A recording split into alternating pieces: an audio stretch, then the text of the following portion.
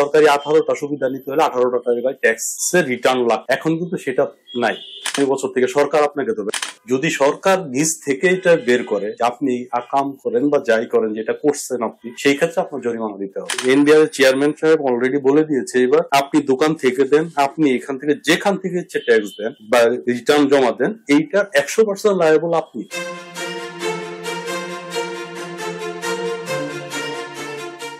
সবাইকে স্বাগতম বিজয়ের কণ্ঠের আজকের বিশেষ পর্বে। আজ আমরা কথা বলবো এমন একটি বিষয় সম্পর্কে যা প্রতিটি সচেতন নাগরিকের জানা দরকার, ইনকাম ট্যাক্স বা আয়কর। আসসালামু আলাইকুম এন্ড হ্যালো এভরিওয়ান, আমি আছি আপনাদের সাথে আহসান আনি। আজ আমাদের সঙ্গে আছেন ZSM অ্যাসোসিয়েটস এন্ড এজেন্সি এর chief adviser Saiful Islam Sujan sir. Sir, বিজয়ের কণ্ঠের অনুষ্ঠানে আপনাকে আন্তরিক শুভেচ্ছা। আপনাদেরকেও শুভেচ্ছা। কেমন আছেন? জি আলহামদুলিল্লাহ ভালো আছি। আচ্ছা, শুরুতেই জানতে চাইবো আপনার সম্পর্কে এবং ZSM অ্যাসোসিয়েটস এন্ড এজেন্সি এই পর্যন্ত আপনার আসার এই জার্নিটা আমরা শুনতে চাই। ধন্যবাদ সবাইকে। আসলে আমি এই ট্র্যাকে ছিলাম না, এটা আমি যখন আমার গ্রাজুয়েশন কমপ্লিট করার পরে আমি অ্যাকচুয়ালি ব্যাংক জবে ছিলাম। আচ্ছা, সো ব্যাংক জব মানে লাস্ট 13 ইয়ার্স আমি ব্যাংকে জব করেছি। সো এটা 2010 থেকে আমার শুরু হয়েছিল আর কি।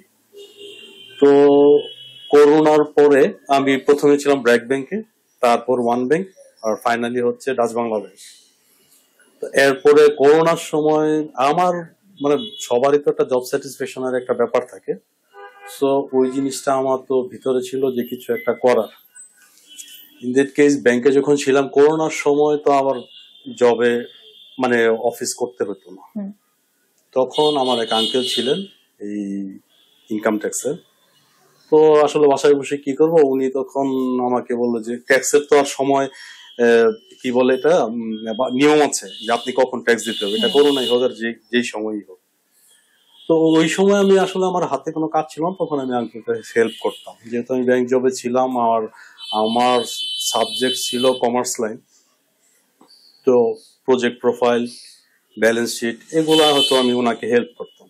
করতে করতে দেখলাম এক সময় অনেকটা অ্যাটাচ হয়ে গেলাম। অ্যাটাচ হয়ে যাওয়ার পরে 21 সালে একদিন আঙ্কেল অনেক অসুস্থ হয়ে গেলেন। তো হঠাৎ করে আমাকে একদিন বললো যে চাকরিটা কি ছাড়া যায়। উনি পারতেছিলেন না, ওনাকে বাইরে নিয়ে গিয়েছিলাম দেশে চিকিৎসা করার জন্য। চাকরিটাকে আমি কোনো কিছু চিন্তা করি নাই, আমি রাত্রেবেলা উনি বললাম সকালে গিয়ে ব্যাংকে রিজাইন দিয়ে দিচ্ছি। ঠিক আছে, এই 13 বছরের চাকরি আমি রিজাইন দিয়ে দিচ্ছি। উনি অনেক খুশি হয়েছিল। তারপর থেকে ওনার সাথে ওই আমরা ইনকাম ট্যাক্সের কাজগুলো করতাম, অ্যাসেসমেন্ট গুলো করতাম, কিভাবে ট্যাক্স দিতে হয়, কিভাবে অ্যাসেসমেন্ট গুলো করতে হয়, এগুলো ওনার কাছে শিখা। সেইখান থেকে তারপর উনি হয়তো আনফরচুনেটলি উনি 22 সালের অগাস্ট মাসের 29 তারিখ উনি মারা যান ওনার ফার্ম। তো ওইখান থেকে আমি ওই আপনার আঙ্কেলকে যে হেল্পটা করতাম বা অ্যাসিস্ট করতাম, সেখান থেকে আমি অনেক ক্লায়েন্টের সাথে আমার পরিচয় হয় ফেস টু ফেস। উনি মারা যাওয়ার পরে ওনারা ক্লায়েন্টরা আমাকে বাসায় আসলেন। বাসায় আসার পরে আমাকে সরাসরি জিজ্ঞেস করলেন, সুজন ভাই আপনি কি করবেন, আসলে এটা নিয়ে থাকবেন, আপনি ব্যাংকে জব করছেন। তখন আমি ওনাদের একটা সাহস নিয়ে নিলাম যে ঠিক আছে, এটা করা যায়। অ্যাসেসমেন্ট অনেক কিছু আমরা শিখে গেছি, তৎক্ষণাৎ আমি শিখে গেছি। তখন ওইটার ইয়াটা আমার ছিল না, কি বলে এটাকে, এটা যদি আপনি করতে চাই তাহলে এনবিআর থেকে একটা সনদ নিতে হয়, যেটা আমার তখন ছিল না। কিন্তু আমার তখন এটাও মানে আল্লাহর ইচ্ছা, আমার এক এক্স কলিগ ছিল যে উনি আমার সাথে এখনো আছেন, নাম হচ্ছে মুখলেসুর রহমান। উনার এনবিআর এর সঙ্গে আছে, উনিও ব্যাংকে জব করতেন আমার সাথে, উনি আমার ব্র্যাক ব্যাংকের এক্স কলিগ। তো সেইখান থেকে সে বললো, শুনুন আপনি চিন্তা করুন না, আই উইল হেল্প ইউ। ঠিক আছে, আপনার ক্লায়েন্টের আমি আপনাকে হেল্প। উনি আমাকে যথেষ্ট হেল্প করেছেন, যে কোনো কোথাও সিগনেচারের দরকার হলে আমি ওনার কাছ থেকে নিতাম, নিয়ে তারপরে ফুললি এই ট্র্যাকে বলতে পারেন কনভার্ট হওয়া, এই ট্র্যাকে আসা। উনি খুবই অনেস্ট, প্লাস আমরা এখানে ব্যাপারটা হয় কি, ক্লায়েন্ট আপনাকে একটা কাজ দিয়েছে, সে যদি সময় মতো এটা পায় তাহলে কিন্তু সে অনেক হ্যাপি হয়, অনেক স্যাটিসফাইড হয়। সেই ক্ষেত্রে মুখলেস ভাই আর আমার এটাতে কোনো কমতি ছিল না। তো তারপরে আমি উনি ব্যাংক শেষ করে বিকালে ব্যাংক শেষ করে আমার সাথে অফিস করতেন, এই অ্যাসেসমেন্ট গুলোতে সাহায্য করতেন। তো এইভাবে করে আমি প্রথম ফার্স্ট ইয়ার যেটা এটা 22 সাল দেখলাম যে যতগুলো আমাদের ক্লায়েন্ট ছিল সবাইকে আমরা করতে পারছি, সময় মতো আমরা ট্যাক্স দিতে পারছি। তখন আমি ফুললি এই প্রফেশনে ট্রান্সফার হই। আসার পরে এই তো জার্নি শুরু। তখন আমরা নাম দিলাম ZSM associates, Zahir Mukhles and Sujan associates and agency. ও আচ্ছা, জেড.এস.এম এটার ফুল মিনিং জি জি হচ্ছে জি জহির জি জহির সাহেব হচ্ছে আমার আঙ্কেল ছিলেন, আচ্ছা, মুখলেস সাহেব হচ্ছেন আরেক আমার অ্যাসোসিয়েট, সাথে আরেকজন যে আছেন, আর সুজন তো আমি নিজে। এইখান থেকে এভাবেই শুরু হয়ে গেল জেড.এস.এম অ্যাসোসিয়েটস এন্ড এজেন্সি। আল্লাহর রহমতে যারা ক্লায়েন্ট ছিলেন আমার ক্লায়েন্ট, ওনারা অনেক রেফার করছেন, অনেক হেল্প করছেন আমাকে, যে কোনো সমস্যাতে হেল্প করছে। সেই হিসাবে আজকে এই পজিশনে।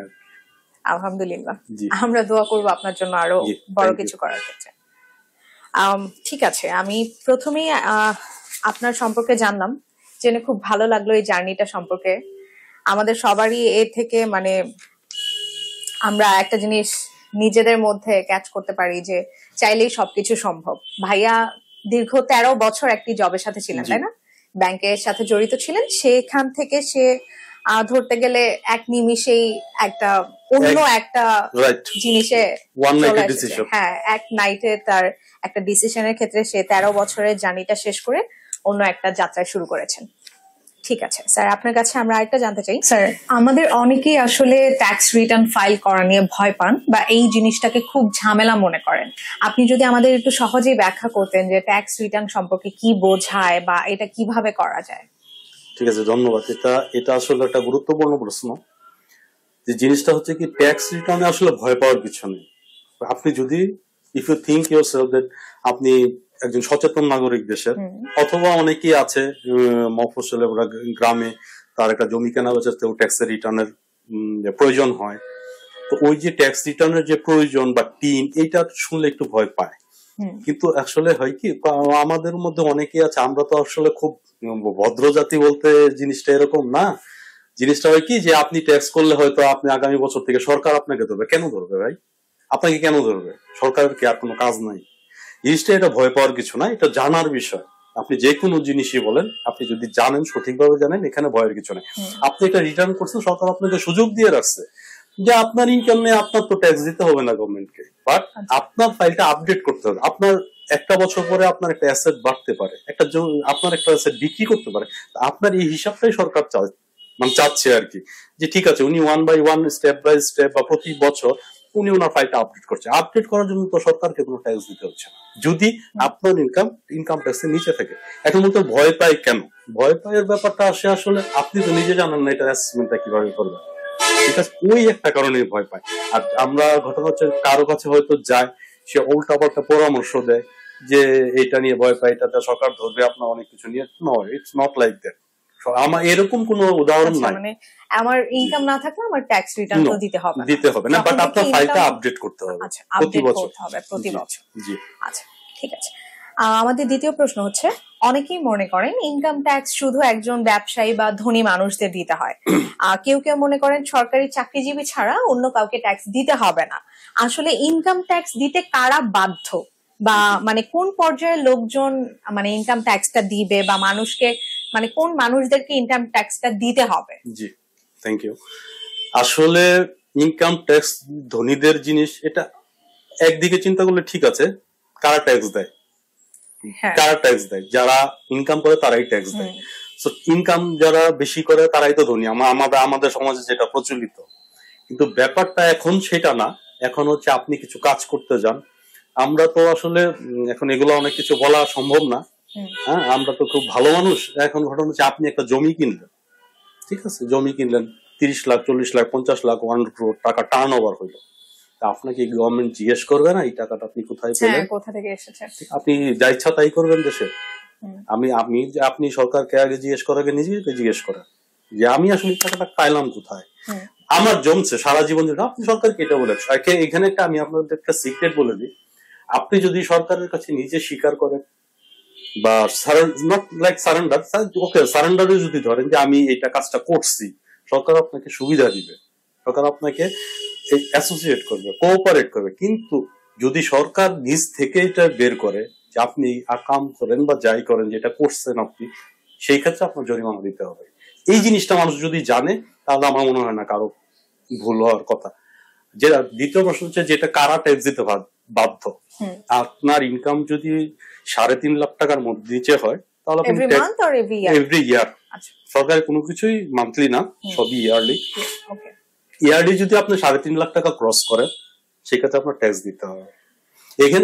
এইখানে ঝামেলাগুলো কই হয় আমি বলি, 3.5 লাখ টাকার উপরে আপনার 3,60,000 টাকা ইনকাম আসছে খরচ বাদ দিয়ে, সেখানে আপনার ট্যাক্স আসবে আমি ধরে নিলাম 1,000। সেই ক্ষেত্রে হয় কি সরকারের একটা মিনিমাম পেমেন্ট আছে, বিভাগীয় ভাবে জেলা শহর ভিত্তিক আর গ্রাম ভিত্তিক 3টা স্ল্যাব আছে, 5,000, 4,000, 3,000। এখন আপনি বিভাগীয় শহরে আছেন, সেক্ষেত্রে আপনার 1,000 টাকা ট্যাক্স আসুক, 2,000 টাকা ট্যাক্স আসুক, আপনাকে 5,000 টাকা দিতে হবে। এই ক্ষেত্রে যে ভুলটা হয় অনেকে 5,000 টাকা দিতে চায় না, তখন করে কি যিনি অ্যাসেসমেন্ট করছেন তাকে বলে দেয় ভাই 1,000 টাকা কমাই দেন, কমাই দিলে জিরো হয়ে যায়। আমি তো রাজস্বটা সরকার হারাইলো, ঠিক আছে, এই জায়গায় প্রবলেম গুলো হয়। তখন উনি চিন্তা করে যে আমি 4,000 টাকা বেশি দিব, বা যদি জেলা শহরে থেকে 3,000 টাকা বেশি দিব, আমার ট্যাক্স হচ্ছে 1,000 টাকা। ওইটাকে ম্যানুপুলেট করে কমাইতে চায়, কমাইতে যে ঝামেলা গুলো হয়, পরে নোটিশ দিলে এই যে সরকার ডিস্টার্ব করতেছে। আসলে তো না, নিয়মের মধ্যে আপনার থাকতে হবে। অবশ্যই আপনি নিয়মের মধ্যে থাকবেন, তাহলে ভয়ের কিছু নাই। আর সবসময় মাথায় রাখতে হবে একটা জেনুইন পিপল দিয়ে, যিনি অ্যাসেসমেন্টটা বুঝে জানে তাকে দিয়ে অ্যাসেসমেন্ট করেন, তাহলে আপনি সারা জীবনের জন্য ফ্রি থাকবেন। সরকার আপনাকে never ever disturb. Very simple. আপনি সহজভাবে চিন্তা করেন, কঠিন ভাবে চিন্তা করবেন অনেক জটিলতা সৃষ্টি হবে। সহজভাবে চিন্তা করবেন, কোনো জটিলতায় আপনার কাছে আসবে না। জি অবশ্যই। আমরা এই পরে আপনার থেকে জানতে চাইবো 3 নাম্বার, যেটা এখন আমরা জানি অনলাইনে করা যায়, বা এটার রেজিস্ট্রেশনটা এখন অনলাইনে করা যায়, এবং এই 3 নাম্বারের যে রিটার্ন সেটাও আমরা অনলাইনের মাধ্যমে দিতে পারি। সেক্ষেত্রে আপনাদের মতো যে বিশেষজ্ঞরা আছেন তাদের কাছে কি আসার প্রয়োজন আছে, নাকি অনলাইন থেকেই দেওয়া পসিবল? এখানে হচ্ছে কি বিশেষজ্ঞ তো আমরা অল্প বিস্তর জানি আর কি। আর 3টা হচ্ছে আপনি যে কোনো ভাবে রেজিস্ট্রেশন করতে পারেন। এখন ব্যাপারটা হচ্ছে আপনি 3 রেজিস্ট্রেশন করে ফেলছে, অনেকে মনে করে এটাই আমার 3 সার্টিফিকেট। অ্যাকচুয়ালি না, দুইটা পার্থক্য আছে। 3 সার্টিফিকেট কোনটা? 3 এটা অ্যাকচুয়ালি রেজিস্ট্রেশন নাম্বার। আপনি এই 3 নাম্বারটা ধরেন আপনার একটা অ্যাকাউন্ট নাম্বার, আপনি একবার রেজিস্ট্রেশন করেছেন, আর এটা একটাই হয়, একটা এনআইডি রেজিস্ট্রে একটাই হয়, সারা জীবনই একটাই থাকে। আপনি যখনই কোনো ট্যাক্স জমা দিবেন তখন এই নাম্বারের এগেইনস্টে ট্যাক্সটা জমা দিবেন। আপনি 16, 17 বা 10 সালে একটা টিন করে রাখছেন, ও আমার 3 সার্টিফিকেট আছে, ওই যে ওখানে লেখা 3 সার্টিফিকেট আছে, আমার কোনো কিছু নো, এটা এরকম না। আপনি ওই যে যখন 3 সার্টিফিকেটটা হয়ে যায়, আপনার ইনকাম জিরো হোক, যেই দিন হয়েছে, সো পরবর্তী অর্থ বছর থেকে আপনার ইনকাম জিরো হোক, অথবা ইনকামেবল মানে আপনার ট্যাক্সেবল ইনকাম হোক, আপনার 3টা অবশ্যই রিটার্নটা সাবমিট করতে হবে। আপনার এই আছে, এই জমি আছে, এই ইনকাম হয়েছে, আমার ট্যাক্সেবল ইনকাম নাই, সো আমি জিরো রিটার্ন দিয়ে দিব। এই হচ্ছে 3। এখন 3 হতে গেলে বা 3-এর ব্যাপারটা হচ্ছে আপনি বিশেষজ্ঞদের কাছে আসবেন কিনা।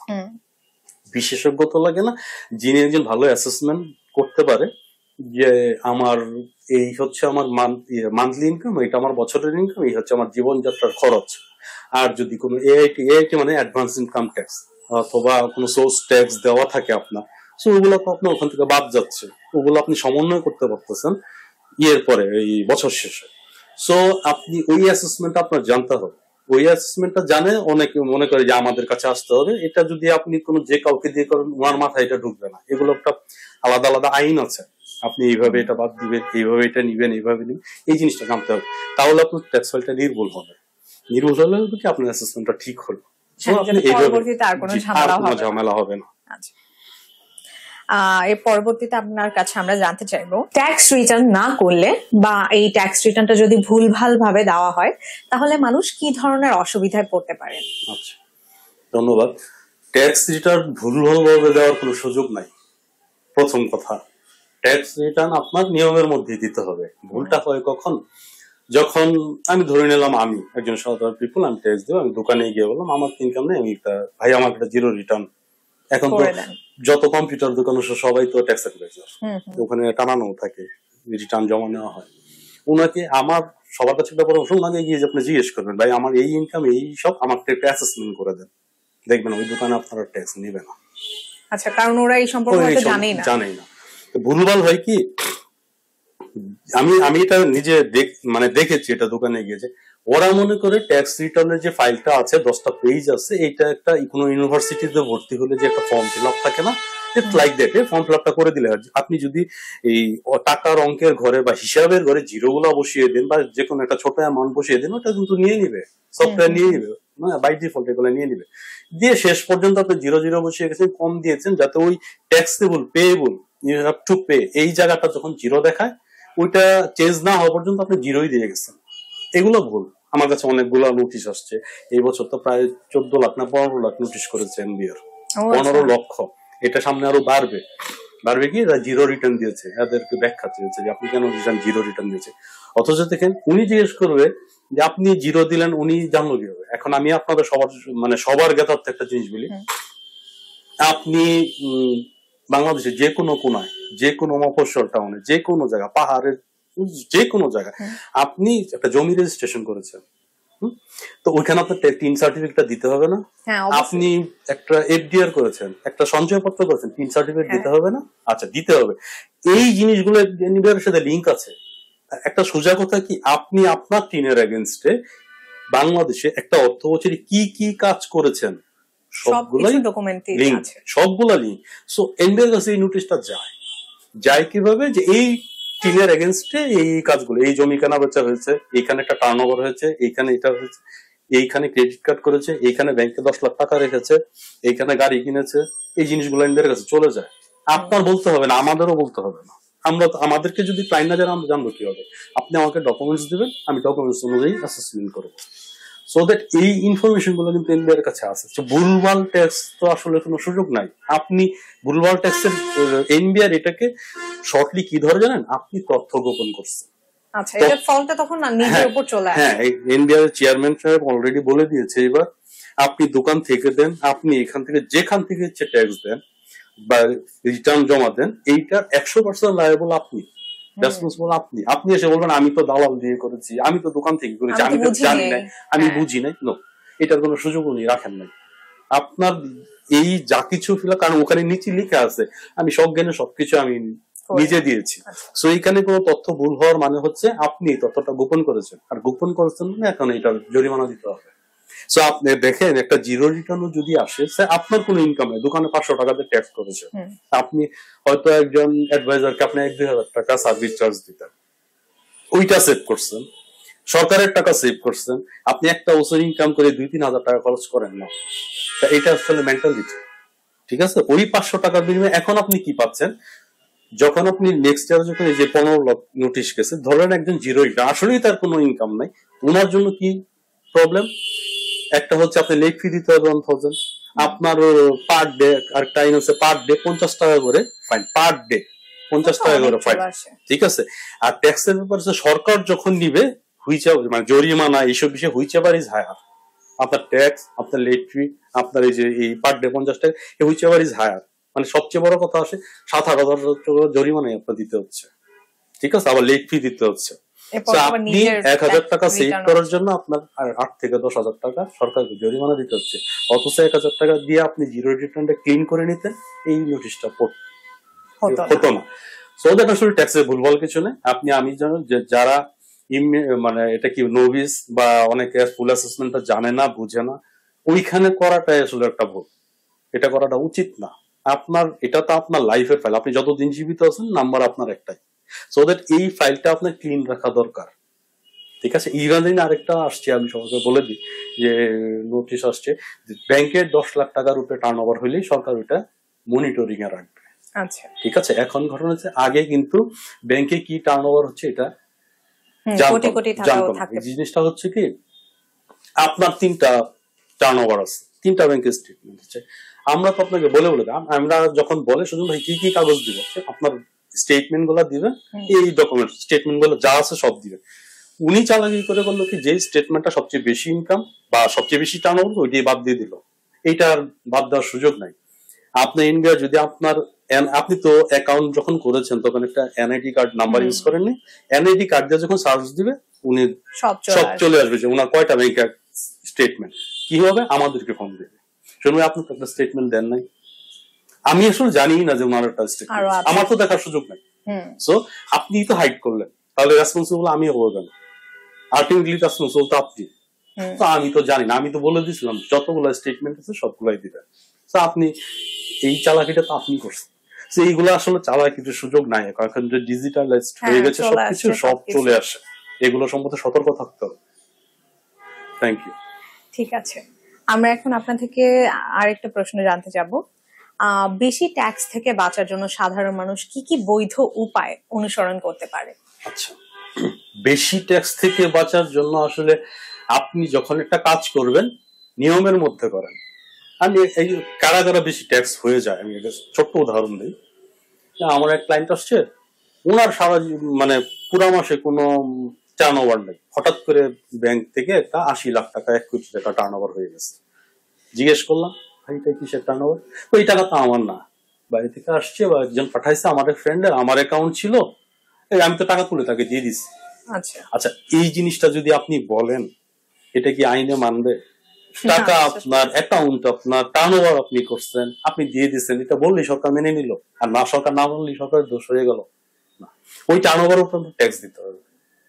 ইদানি সরকার চেষ্টা করতেছে, এবং IMF যে লোন আমরা দিচ্ছি, ওনারা মানে অলরেডি বলে দিয়েছে সরকারকে যে টার্ন ওভার উপরে 2% ট্যাক্স করার জন্য।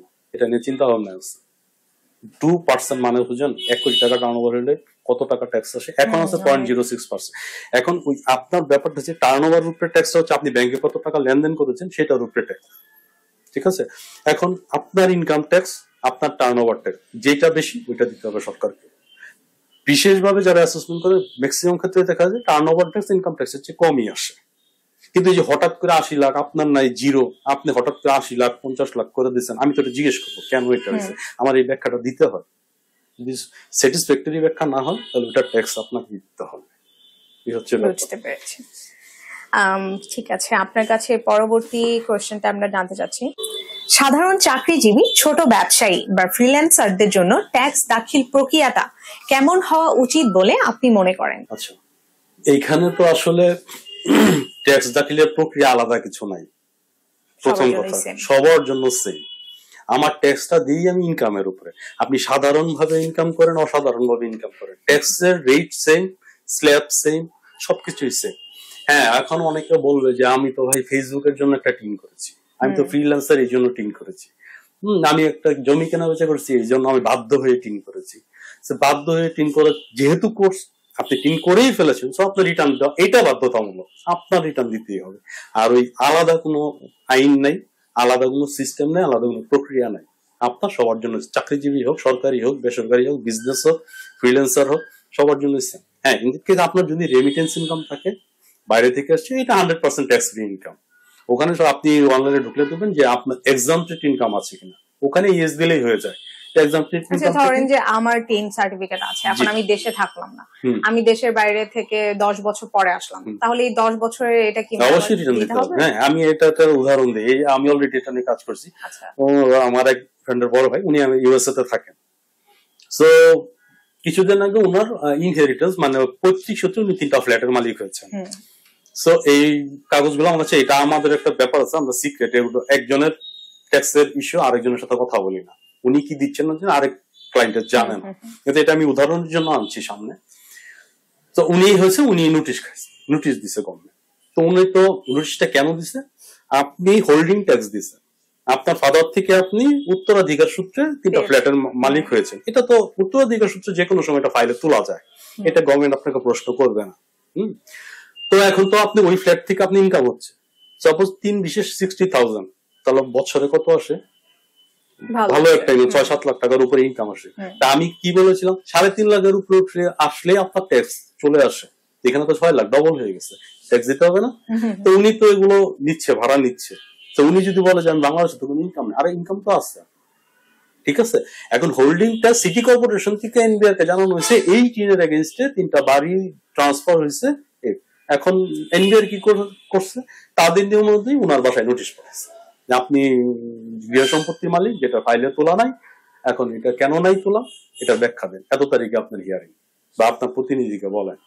নোটিশটা আমার কাছে আসছে, উনি তো USA থাকে, উনি ভালো হলো উনি এটাকে আমলে নিছে, সেই জন্য সাথে সাথে আমাকে ফোন দিছে এই অবস্থা থেকে, আমাকে নোটিশটা দেখলাম, আমি আগে দেখি আপনার পুরান ফাইলটা কি হয়েছে।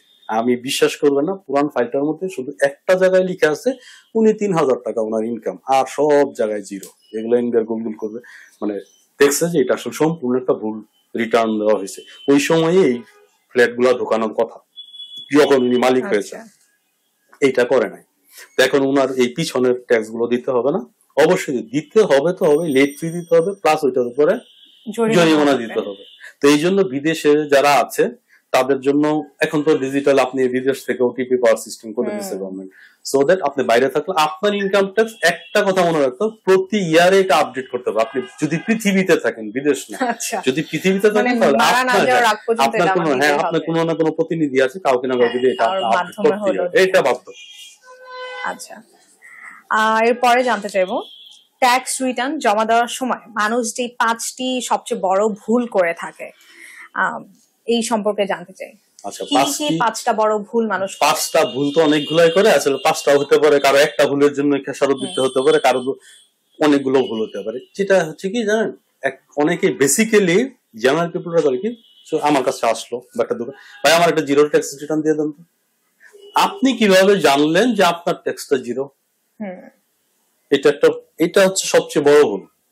তো আপনি আপনার কথা হলো, সুজন ভাই বা দোকান, আপনি আমার অ্যাসেসমেন্ট করে দেখেন তো কত টাকা ট্যাক্স আছে। আপনি বলতে পারেন না আপনি জিরো রিটার্ন, এটা কিন্তু বাংলাদেশের আইন নাই, এই জন্যই জিরো রিটার্ন এত মামলা খাচ্ছে। আচ্ছা, ঠিক আছে, আপনি বলবেন না জিরো রিটার্ন দিয়ে দেন, এটা আসলে বলা ঠিক না, সোজা কথা। তারপর হচ্ছে ফাইলটাকে ঠিকভাবে অ্যাসেসমেন্ট না করা। বিজনেস করতেছেন আপনি, ওকে, ইনকাম আপনার নাই, তাহলে বিজনেস যদি করেন আপনার ব্যালেন্স শিট মিলাই দিতে হবে। এটা কি একটা দোকানদারের দ্বারা সম্ভব না? ব্যালেন্স শিটটা আপনার ঘর আছে, এটা মিলাইতে হবে। তো এই ভুলগুলো হচ্ছে বেসিক ভুল, আর এই ভুলগুলোর উপরেই সবচেয়ে বেশি নোটিশ খাচ্ছে আজকে এই গভর্নমেন্ট। ঠিক আছে, সো আপনি কখনো বলবেন না যে আমার একটা জিরো রিটার্ন জমা দিয়ে দেন, তাহলে কি আপনি আমাকে বাধ্য করলেন আপনার ফাইলটা ফুললি মানে ভুলভাবে সাবমিট করার জন্য। আমি না দিলে অনেক লোক আছে হয়তো দিবে, তা আমি ম্যাক্সিমাম টাইম জিরো রিটার্ন যদি কেউ বলে এটা অ্যাভয়েড করি, যে আমি জিরো রিটার্ন দেবো না, আমি অ্যাসেসমেন্ট করে যেটা আসবে সেটাই দিতে হবে। যাচাই বাছাই করে আগে দেখতে হবে। জি, আপনি আমার ডকুমেন্টস দেন। অনেক ফোন করে, শুনুন আমি একটা ট্যাক্স দিব, কয় টাকা লাগবে? আমি এই যে একটা প্রশ্ন এটা করে, আসলে বাংলাদেশের মানুষ এখন ট্যাক্সের সাথে পরিচয় হচ্ছে। যেমন ধরেন আমি একটা, মানে এটা দুঃখজনক সত্যি, 1 কোটি লোকের উপরে ট্যাক্স আইডেন্টিফিকেশন নাম্বার আছে বাংলাদেশে। এইবার অথচ ওই আরো 5-7 দিন আগে আমি নোটিশ পেলাম যে অনলাইনে মাত্র 10 লাখ রিটার্ন জমা করছে, তার মধ্যে ম্যাক্সিমাম হচ্ছে জিরো। তাহলে আপনার রাজস্ব কই? এভাবেই তো আসলে দিন দিন অবস্থা খারাপ। তাহলে আপনি ওই দেশ এইভাবে চলবেন, আপনার রাজস্বই তো নাই। হ্যাঁ, এইবারে সবকিছু অনলাইনে বাধ্যবাধকতা করা তো অনেকের একটু ঝামেলা হচ্ছে। আমারও মনে হয় এটা 2টা অপশনই রাখা দরকার, ম্যানুয়ালি প্লাস অনলাইন। অনলাইনে অনেক সময় ঝামেলা হয়, এটা আস্তে আস্তে ঠিক হবে, এটা হঠাৎ করে ঠিক হবে না। আর আমি সব যারা আয়করদাতা আছে তাদের কাছে একটা রিকোয়েস্ট থাকবে, আপনি আপনার অ্যাসেসমেন্ট করে দিয়েন, আমাকে এটা দেন ওইটা দেন, তাহলে তো আপনি নিজেই করতে পারতেন। ওখানে ভুল হবেই, কখন কোন আইন চেঞ্জ হচ্ছে, কখন কোন সিস্টেম চেঞ্জ হচ্ছে, কখন কোন প্রক্রিয়াটা চেঞ্জ হচ্ছে, কখন কোন প্রজ্ঞাপন আসছে, এটা সবচেয়ে বেশি আপডেট থাকে আমাদের কাছে নোটিশ আসছে। ঠিক আছে, আমরা বলতে পারবো যে এটাই। আপনি হয়তো 3 বছর আগের একটা নিয়ম মনে আছে, 3 বছর আগেরটা করে এইভাবে দিয়ে দিলেন, এটা আলটিমেটলি আমাদের কাছে ফোন আসে তখন, তোমরা এটা কিভাবে করছেন, এটা আপনি জানেন না আইনটা কি। এই জিনিসগুলো এড়াইতে হলে আপনি কি সঠিকভাবে ট্যাক্স জমা দিতে হবে এবং নির্ভুলভাবে ট্যাক্স আপনি আপডেট করে নিতে হবে। That's it. ঠিক আছে। আচ্ছা ভাই, আর একটা খুবই ইম্পর্টেন্ট একটা কোশ্চেন আপনার থেকে জানতে চাইবো। ধরেন যে অনেকেই দেখা যায় এখনকার দিনে, মানে ফেসবুকের যেহেতু জেনারেশন, মনিটাইজেশন চলে আসে, সেক্ষেত্রে অনেক ছোট ছোট বাচ্চারাও মানে 18-এর পর অবশ্যই তারা 3 সার্টিফিকেট খুলে থাকে, কিন্তু দেখা যায় ওদের তো কোনো ইনকাম নেই। বা ধরেন যে আমি একটা 3 সার্টিফিকেট খুললাম, দেখা যাবে যে আমি আগামী বছর দেশে বাইরে চলে যাব, সো আমার দেশে কিছুই নাই। তো এই ক্ষেত্রে আমার এই 3 নাম্বারটার মানে রিটার্ন কি আমার জমা দিতে হবে, নাকি এটার কোনো বন্ধ করার কোনো প্রসেস আছে? আচ্ছা, এটা ভেরি মাচ ইম্পর্টেন্ট কোশ্চেন। এটা আমাদের অনেকেই আছে, কারণ এখন ফেসবুক, ইউটিউব মনিটাইজেশন যুগ, এবং সেই মনিটাইজের আগে যে সেটিংটা থাকে সেক্ষেত্রে আপনার 3 নাম্বারটা দিতে হয়, অ্যাকাউন্ট নাম্বারটা দিতে হয়। তো এইখানে হয় কি, আপনার আলটিমেটলি যখন মনিটাইজ হয়ে যাবে, যখন টাকা আসবে, এটা তো রেমিটেন্স। তো ওই ক্ষেত্রে তো আপনি এক্সামটেড পাচ্ছেন, দিতে হচ্ছে না। কিন্তু আপনার যেটা করণীয় সেটা হচ্ছে আপনি কোন একজন আয়কর অ্যাডভোকেট বা অ্যাডভাইজার বা তার সাথে লিঙ্ক করে রাখবেন। যদি আপনি অ্যাসেসমেন্ট না জানেন, হ্যাঁ, সেখানে হচ্ছে কি আপনার তো জিরো, এখানে তো সত্যি কথা বলে আপনি অ্যাসেসমেন্ট করলে জিরো হবে। আমি ধরে নিলাম আপনার আদার্স কোনো ইনকাম নেই, ঠিক আছে, আপনি ফেসবুকের জন্য এটা করেছেন, তো এটা বন্ধ করারও একটা অপশন আছে। সেটা হচ্ছে আপনি জিরো দিলেন, আপনি পরের বছর জিরো দিলেন, এই যে জিরো জিরো, তখন আমরা একটা এই কর কমিশনের কাছে একটা অ্যাপ্লিকেশন করে দিব যে আমার 2 বছর জিরো আসে, আসলে আমার সামনে আর ইনকাম হওয়ার কোনো সুযোগ নাই, তো আমার এই ট্যাক্সটা আপাতত রহিত করা হোক বা স্থগিত করা হোক।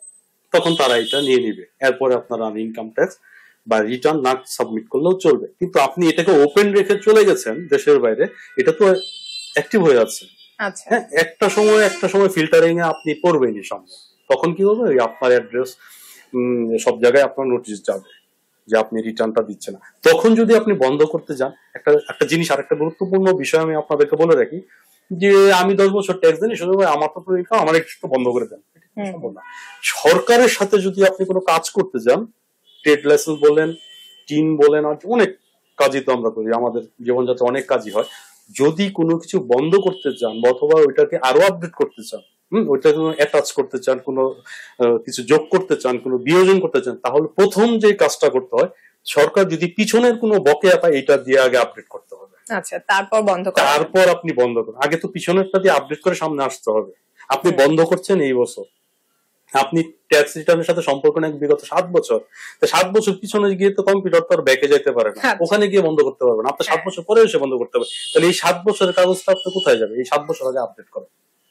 এটা হচ্ছে আমাদের আক্কেল সালামি দিতে হয়, ঠিক আছে? এটা না জানার কারণে, এটা সবার ক্ষেত্রে জানা জরুরি। তার মানে হচ্ছে আপনি জিরো দিচ্ছেন, আপনি সরকারকে অ্যাপ্লিকেশন করতে পারেন যে আমার ট্যাক্স জিরো, আমার সামনে আপাতত কোনো ইনকাম নেই, সো আমি এটাকে রাখতে চাচ্ছি না, সো এটা আলটিমেটলি বন্ধ করে দিবেন। আচ্ছা, এই বিষয়ে মানে এই সম্পর্কিত আরেকটা প্রশ্ন, মানে আমি যে এই নাম্বারটা বা টিন যে মানে রিটার্নটা, এটা আমি অফ করলাম, কিন্তু আবার দেখা গেল যে আবার 1 বছর পর আমার টিন সার্টিফিকেটের প্রয়োজন, যেহেতু একটা এনআইডি বেসিসে একটাই নাম্বার হয়, সেক্ষেত্রে এটা কি আবার আবার আপনি চালু করে নেবেন। আচ্ছা, এটা আবার রিওপেন করে নেবেন, কোনো সমস্যা। আপনি একটা অ্যাপ্লিকেশন দিয়ে দিন, তো এটা ডিঅ্যাক্টিভ আর অ্যাক্টিভ। হ্যাঁ, তাহলে তো দেখা যায় যে অনেকে মানে একটা জমির জন্য করলো, তার আর কোনো ইনকাম নেই বা কিছু, সেক্ষেত্রে আমি এটা অফ করে রাখতে পারি। তখনই অফ করতে পারবেন, আপনার 2 বছর ওয়েট করতে হবে। ও আচ্ছা, 2 বছর পর আমাকে এটা অফ করতে পারবে। আপনাকে দেখবে গভর্নমেন্ট 2 বছর আমাকে আসলে কোনো ইনকাম হচ্ছে অবজার্ভ করবে যে আমার ইনকাম আছে। 2 বছর আপনি এটা জিরো